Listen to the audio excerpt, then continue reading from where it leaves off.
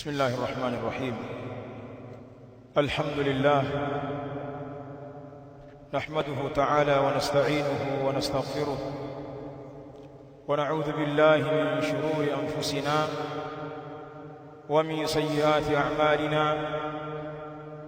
من يهده الله فلا مضل له ومن يضلل فلا هادي له. أشهد أن لا إله إلا الله وحده ربي لا شريك له، وأشهد أن محمدًا عبده ورسوله صلى الله عليه وعلى آله وصحبه وسلم تسليمًا كثيرًا. يا أيها الذين آمنوا اتقوا الله حق تقاته ولا تموتن إلا وأنتم مسلمون. يا أيها الناس اتقوا ربكم الذي خلقكم من نفس واحدة وخلق منها زوجها وبث منهما رجالا كثيرا ونساء، واتقوا الله الذي تساءلون به والأرحام إن الله كان عليكم رقيبا. يا أيها الذين آمنوا اتقوا الله وقولوا قولا سديدا يصلح لكم أعمالكم ويغفر لكم ذنوبكم، ومن يطع الله ورسوله فقد فاز فوزا عظيما. أما بعد، فإن أحسن الكلام كلام الله، وخير الهدى هدى رسول الله صلى الله عليه وسلم، وشر الأمور محدثاتها، فإن كل محدثة بدعة وكل بدعة ضلالة وكل ضلالة في النار. أيها المسلمون عباد الله، ndugu Waislamu, kwa fadhila ya Allah subhanahu wa ta'ala na tawfiki yake ametukutanisha katika wiki nyingine hii katika Ijumaa. Walillahi alhamdu wal minna. Na kama mtakumbuka, tunayo mazungumzo maalum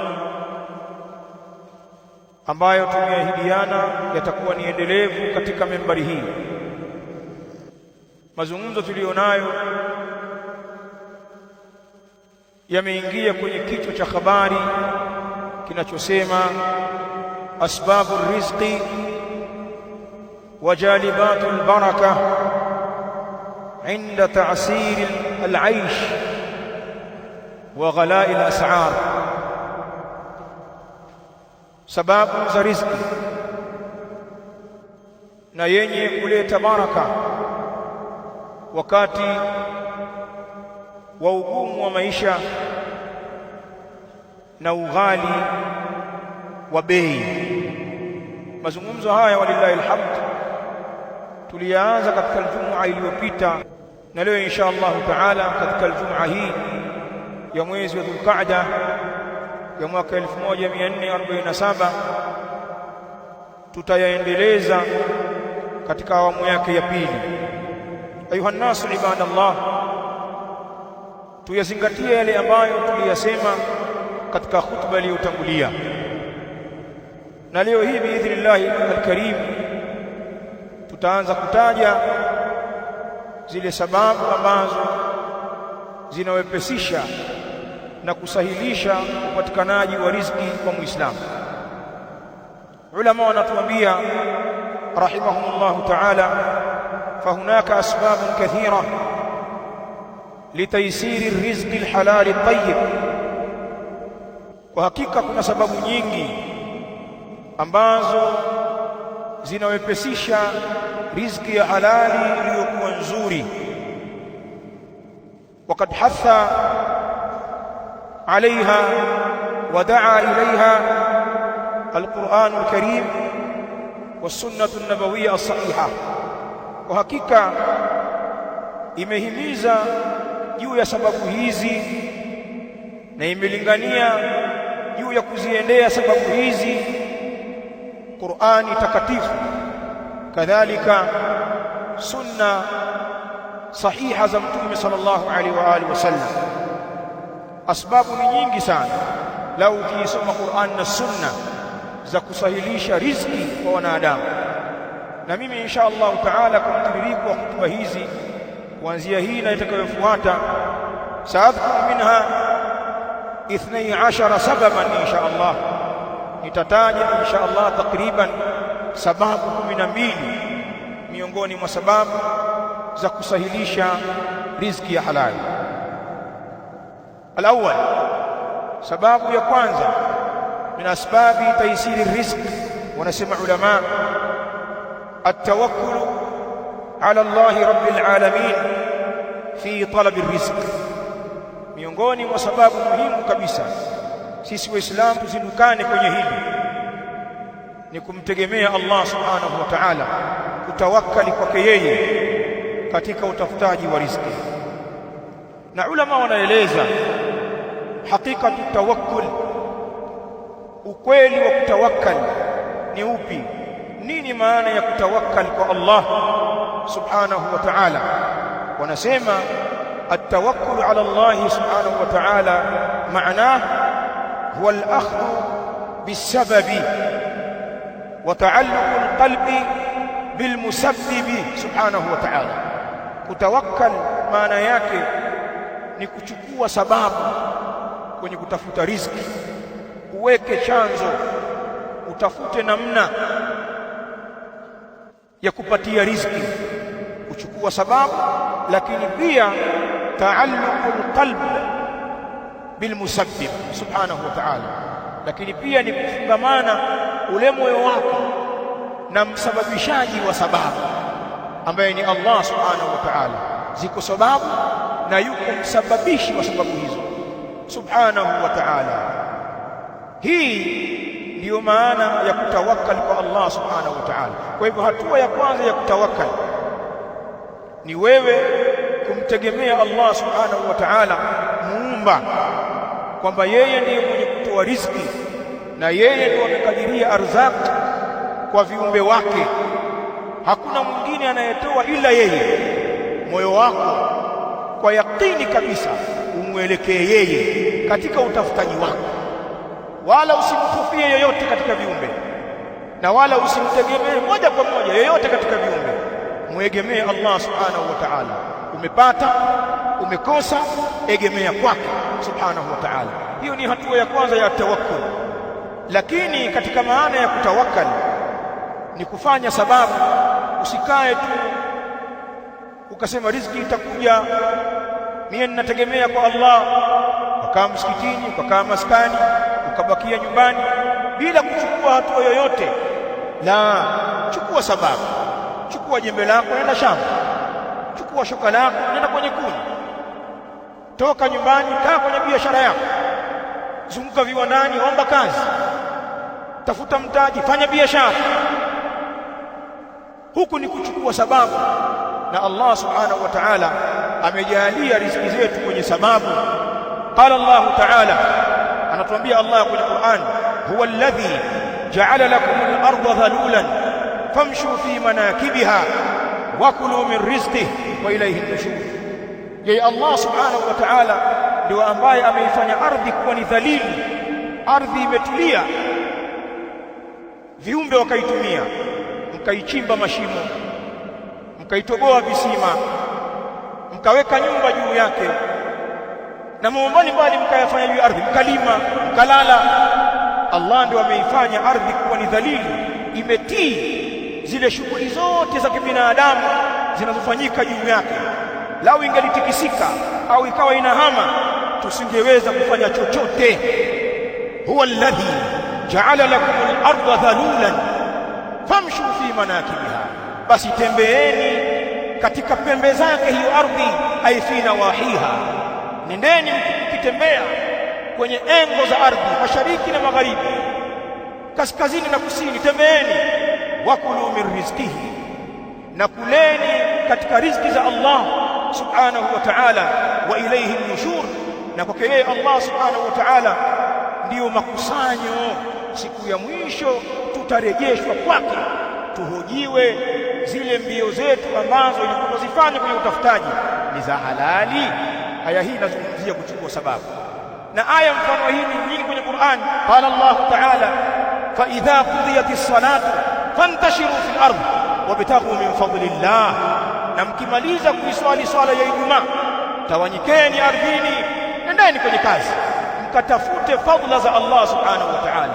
Kwa hivyo kutawakkali kwa Allah hakupingani na kuchukua sababu za utafutaji, bali hiyo ndiyo maana ya kutawakkali kwa Allah subhanahu wa ta'ala.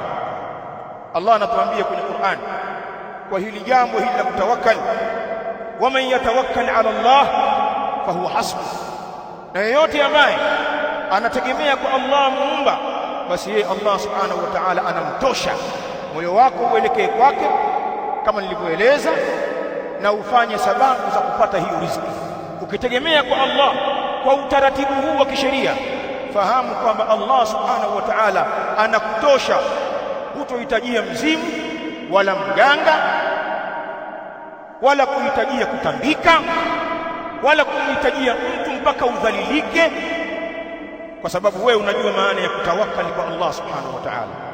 Kwa msingi huu wanaeleza wanawachuoni wakizungumzia jambo la kutawakkali, wanasema walihadha, na kwa ajili hii sasa, fala yajuzu li ayi muslimin, haifai kwa muislamu yoyote an ya'tamida ala nafsi, kuitegemea nafsi yake akaona kwamba yeye ndio kila kitu, na kwamba riziki aliyoipata ni kwa sababu ya utashi wake, ni hodari wa kuweka mipango, alafu mipango yake imetiki. Pana watu hujisahau wakajisifia akili zao na kwamba yeye ni mtu wa mipango.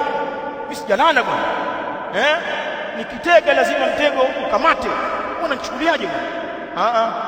Haifai kwa muislamu kuitegemea nafsi yake, bali wa ala al-asbabi allati biyadihi, na wala haifai kutegemea moja kwa moja juu ya sababu ambazo mtu yuko nazo katika mkono wake.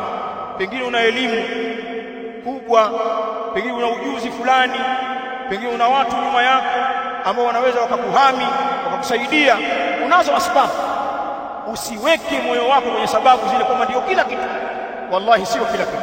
Wako watu wana elimu lakini mpaka leo ni wasakatonge, ile riziki ya kuwatosha hawajaipata. Walio chini yao kielimu tena sana wana riziki kuliko wao. Wako watu wana maguvu hawana kitu, watu wadhaifu, wengine wagonjwa, wana riziki kubwa kuliko wao. Pana watu wana connection kubwa, lakini kila mpango wanaowekewa unafeli na kazi anayoingia hapati manufaa. Na kuna wengine hawajatafutia connection na mtu yoyote, lakini wana riziki zao nzuri. Sababu peke yake sio riziki. Na pana watu wana vyeo lakini mpaka wanastaafu hakuna walichofanya, wanahurumiwa baada ya kustaafu. Angalia mzee bwana, alikuwa mtu mkubwa bwana, hana hata sehemu ya kulala, kwa kuwa yeye alitegemea zile sababu.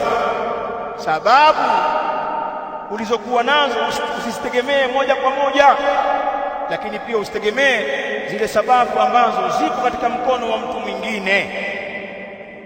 Kuna watu riziki zao sababu yake ni watu wengine. Watu wana mabosi, watu wana waajiri. Usimtegemee bosi wako na mwajiri wako moja kwa moja ukamuona kama Mungu. Pana watu wako hivyo, na ndiyo maana mara nyingine kwa kutokujua mlango huu mtu anaweza akaelekezwa na bosi wake, mtu Muislamu, jambo lenye kuvunja misingi ya dini kabisa, linauvunja Uislamu wake, jambo la haramu, tena katika dhambi kubwa, akalifanya kwa kisingizio cha kazi. Lakini bosi ni wametaka hivyo, ni maelekezo kaka, haya si tunatii tu. Ina maana bosi wako ana nafasi kubwa kuliko ya Allah. Huyo Allah aliyotoa maelekezo kwamba hili jambo la haramu, hili jambo halifai, mbona hujamsikiliza wewe?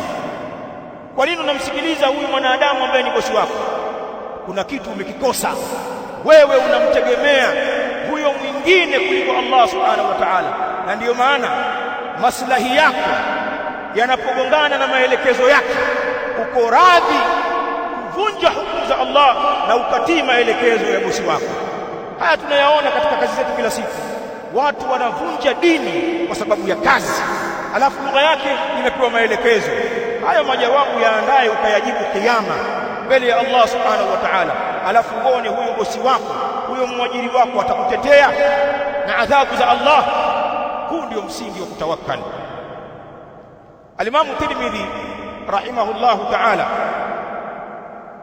ametaja katika jamii yake, kadhalika al-Imam Ibn Majah katika sunani yake, na hadithi hii ni sahihi.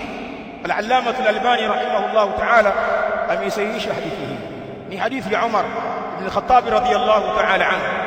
Anasema Umar, qala an-nabiy sallallahu alayhi wa alihi wasallam, amesema Mtume sallallahu alayhi wa alihi wasallam.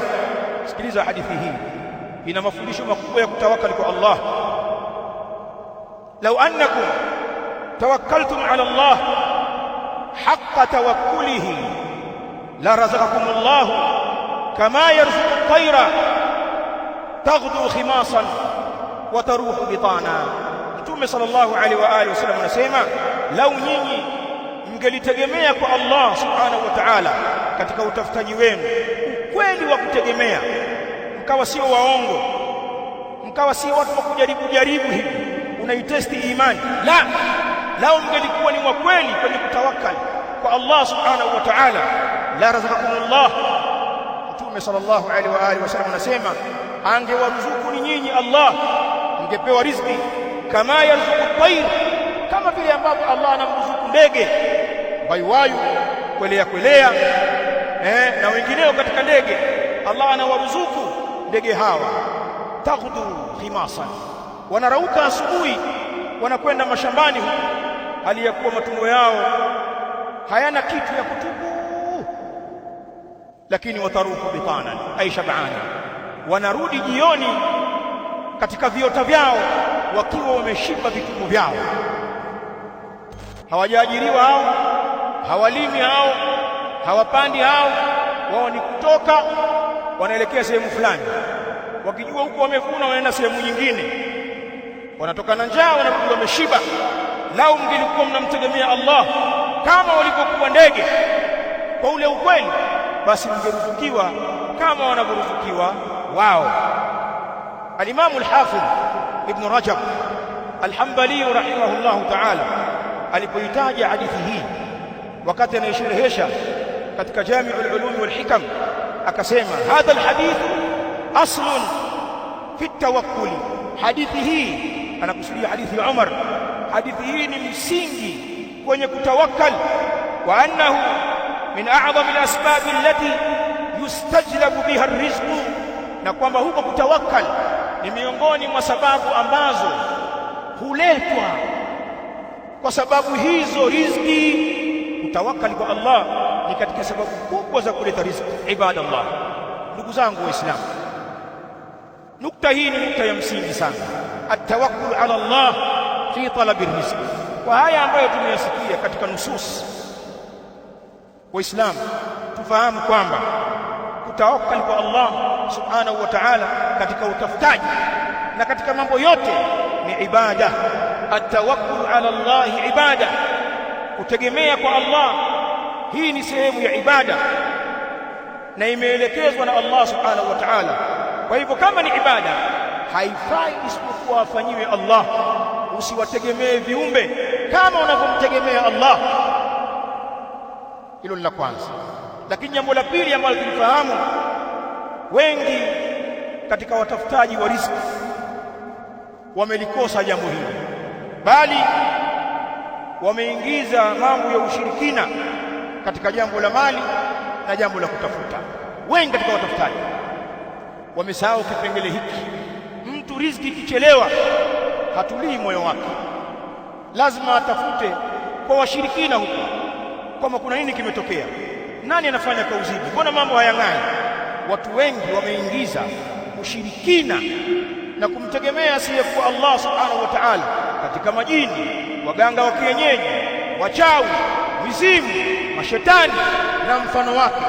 Wanawategemea hao zaidi kuliko Allah subhanahu wa ta'ala. Na ndio maana nilisema, na mara nyingine watu wakatii masharti magumu ya kishirikina kuliko wanapomtii Allah subhanahu wa ta'ala katika sheria, wakati sheria yake ni nyepesi. Sheria nyepesi inawashinda, lakini masharti yasiyotekelezeka wakati mwingine, au masharti ya kudhalilisha, mtu kawekewa na mganga wake, lakini kwa sababu ya riziki atatii. Tumeteleza wengi hapa. Lakini jambo jingine muhimu tumeona, kutawakkali kwa Allah maana yake pia ni kuchukua sababu. Lazima tufanye kazi na tutawakali kwa Allah kupitia kazi hizo. Dini ya Uislamu haina mambo ya uvivu, mambo ya ujobless, umekaa ufanyi kazi. Utaratibu katika Uislamu haupo. Wavivu pia wanakemewa na Uislamu. Dini yetu ni dini ya kazi za halali. Sisi ni watu wa kuchapa kazi Waislamu. Na hata ukiangalia Mtume sallallahu alaihi wa alihi wasallam, maelekezo yake kwenye kazi, alikuwa akiwatajia masahaba kazi ngumu, li an yahtatiba ahadukum huzmatan ala dhahrihi khairun min an yas'ala an-nas fayu'tuhu au yamna'uhu. Mmoja wenu kwenda kuchanja kuni porini, akabeba mzigo wa kuni kwenye bega lake, akaja kuuza kwa watu, ni bora kazi hiyo kuliko kubakia kuwaomba watu. Wengine wakampa, wengine wakamnyima, ashaingia aibu. Dini yetu ni dini ya kazi, tena kazi ngumu kuliko udhalilike mwanaume kafanye kazi. Sasa wale watu wenye kuitwa mawalii, sijui masharifu, kazi yao kukaa misikitini tu na kuvuta nyiradi, mbona hamfanyi kazi? Allah ataleta.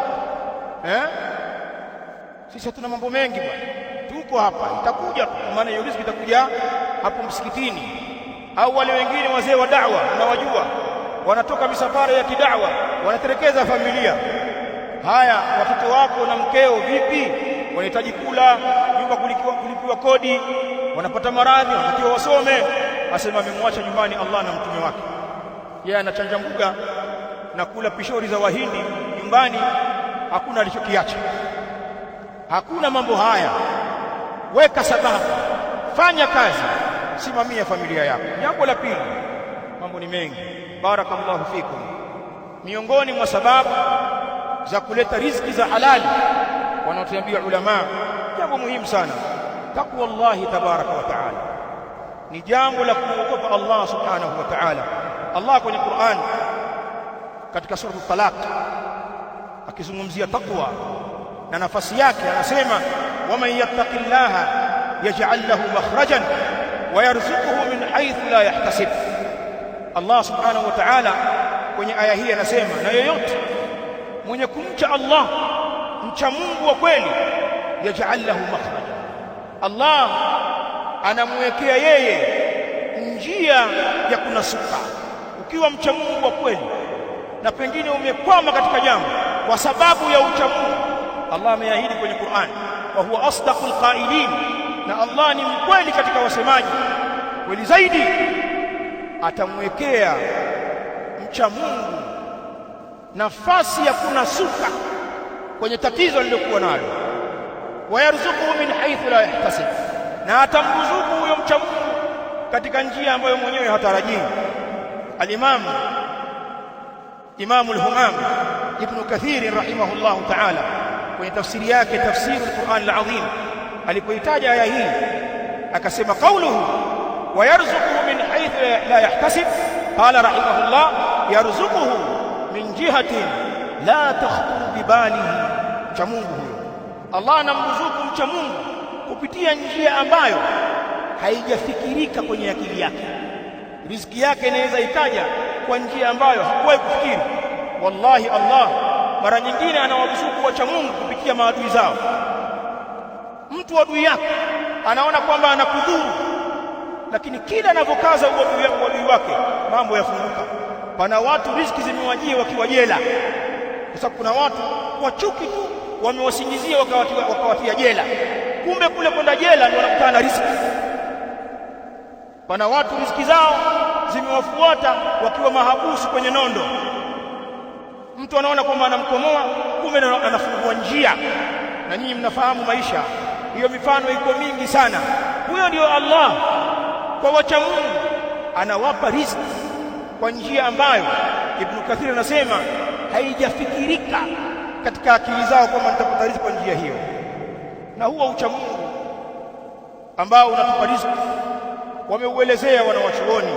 Ucha Mungu maana yake antaj'ala bainaka wa baina adhabillahi wa ghadabihi wiqaya. Hii ndiyo takwa. Ni wewe Muislamu uweke baina yako na baina ya adhabu za Allah na baina ya hasira zake kizuizi, usiyaingie makatazo ya Allah, fanya maamrisho yake, tafuta sababu ya kuhifadhika na hasira za Allah na adhabu yake. Wanasema ulama, wadhalika bifi'li al-ma'mur, na hilo ni kwa kufanya yaliyoamrishwa, wa tarki al-mahzur, na kuyawacha yaliyokatazwa. Hii ndiyo takwa. Na Allah subhanahu wa ta'ala ameeleza kwenye Qur'an kwamba wacha Mungu ni watu wenye neema. Kuna ayati nyingi, nisome sehemu ya aya kwenye nukta hii katika sura al-A'raf, ile aya 96. Allah subhanahu wa ta'ala anazungumza akisema, walau anna ahla al-qura amanu wattaqaw lafatahna alayhim barakatin minas samai wal ardh. Sikiliza aya hii.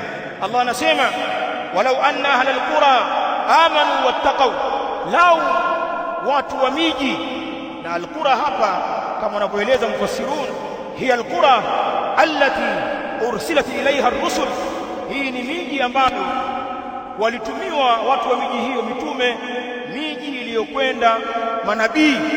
Allah anaizungumza miji hiyo, walau anna ahla al-qura amanu wattaqaw, lau watu wa miji ambayo manabii walikwenda wangeliamini, wattaqaw, na wakamcha Allah subhanahu wa ta'ala, Allah anasema la fatahna alayhim barakatin minas samai wal ardh, tungeliwafungulia, tungefungua juu yao baraka nyingi kutokea mbinguni na kutokea ardhini. Lau wangelikuwa ni waumini haqqa na wangelikuwa ni wacha Mungu haqqa. Taqwa Allah min a'zami asbabi taysir rizq, kumcha Allah na kuchunga mipaka yake ni miongoni mwa sababu kubwa za kusahilisha riziki. Bali wanasema ulama, almuttaqun muqtani'un, wacha Mungu katika fadhila walizokuwa nazo wanakinai kwenye riziki zao, na unawaona ni watu waliobarikiwa, riziki yake ni ndogo, lakini wallahi anaishi kwa saada, kwa utulivu wa nafsi, rahatul bal. Allah anamtilia baraka kwa watoto wake, anamtilia baraka kwa mke wake, wanaridhika na kile ambacho wanakuja nacho bisababi taqwa. Lakini pana watu kwa kukosa ucha Mungu, hata zile riziki zao nyingi haziwasaidii, hawalali, fitna kwenye kazi, akirudi nyumbani moto umewaka, watoto wanamsumbua, ugomvi na ndugu, mtu ana majipesa lakini anajaka la roho, kama wanavyosema watu wa Pwani, moyo haujatulia kwa kuwa ile mali haina baraka. Lakini pana watu masha Allah wanawahi swala zote za jamaa na sunna zimpiti za siku nzima, na qiyamul layli anasimama, na asubuhi anang'aa hivi na kanzu yake. Lakini ukimhoji sana, amekunywa chai yake ya rangi, tena sukari kwa mbali, maana sukari inanunuliwa asubuhi, sukari ya 500 ikiungwa ndio mambo yameisha. Yeye na watoto wake wanakunywa hiyo na kipande cha mwogo, lakini anang'aa. Allah kampa saada, Allah amembariki. Taqwa Allah adhim, wallah adhim, wallahu a'la wa a'la. Alhamdulillah wassalatu wassalamu ala rasulillah Muhammad bin Abdillah wa ala alihi wa ashabihi alkiram ajma'in, amma ba'd. Miongoni mwa sababu za kuwepesisha riziki ambayo nimekusudia kuitaja pia leo, wanasema ulama, kathratu tauba wal istighfar. Hii wallah, kathratu tauba wal istighfar. Chukua hii Muislamu, miongoni mwa sababu za kusahilisha riziki zetu na kuzitilia baraka ni wingi wa kutubia kwa Allah na wingi wa kuomba msamaha. Utafutaji una mambo mengi, dunia ina fitna nyingi. Wakati mwingine unaweza kujikuta imeingia riziki ya haramu kwenye kazi yako bila wewe kujua, labda huna elimu ya jambo hilo, ukaona kama ni halali, ukaingia mkenge, na pengine wajua, lakini umefichwa ukweli. Pana watu wamekuzuga ukujua, wakakulisha haramu. Miongoni mwa sababu za kusahilisha riziki yako na kutilia baraka riziki yako ni wewe kukithirisha tauba, kumwomba Allah subhanahu wa ta'ala msamaha. Dumu na istighfar, akusamehe, na pale ulipoteleza akufutie madhambi yako. Wanasema ulama, qad haka Allah ala lisani nabihi Nuh alayhi salam, Allah amesimulia kwenye Qur'an kupitia ulimi wa mtume wake Nuh alayhi salam annahu qala liqaumihi, kwamba Nuh alayhi salam alisema akiwaambia watu wake wakati anawalingania, faqultu astaghfiru rabbakum innahu kana ghaffara yursilis samaa alaykum midrara wa yumdidukum bi amwalin wa banin wa yaj'al lakum jannatin wa yaj'al lakum anhara. Al-ayat, aya hizi Allah anamnukuu mtume wake Nuh alayhi salam akiwalingania watu wake akisema, faqultu astaghfiru rabbakum innahu kana ghaffara, nikasema kuwaambia jamaa zangu muombeeni msamaha Mola wenu mlezi, hakika yeye Allah amekuwa ni mwingi wa kusamehe. Yursilis samaa alaykum midrara, atainyesheleza mvua. As-samaa huna bimaana al-matar, atainyesheleza mvua juu yenu tele kwa tele, atawaletea mvua nyingi zenye baraka. Lakini si hilo tu, wayumdidukum bi amwalin wa banin, na atawakithirishieni mali na watoto, mtapata mali nyingi na mtapata watoto wengi. Wayaj'al lakum jannatin, na atakuwekeeni nyinyi mabustani. Wayaj'al lakum anhara, na atakuwekeeni nyinyi mifereji, mito kwa ajili ya kunyesheleza. Maneno haya Allah subhanahu wa ta'ala anayanukuu kupitia ulimi wa mtume wake Nuh akiwalingania jamaa zake. Aya hizi zimebeba faida ya al-istighfar wa tauba, faida ya kuomba msamaha na kutubia. Tuwasome mufassirin. Al-Imam al-Qurtubi rahimahullahu ta'ala, Abu Abdullah al-Ansari rahimahullah, kwenye tafsiri yake tafsir al-Qurtubi inajulikana kama al-Jami'u li ahkam al-Qur'an ya al-Imam al-Qurtubi rahimahullahu ta'ala, anasema dallat al-ayatu, imejulisha aya hii, anna al-istighfara yatanazzalu bihi ar-rizqu wal amtar.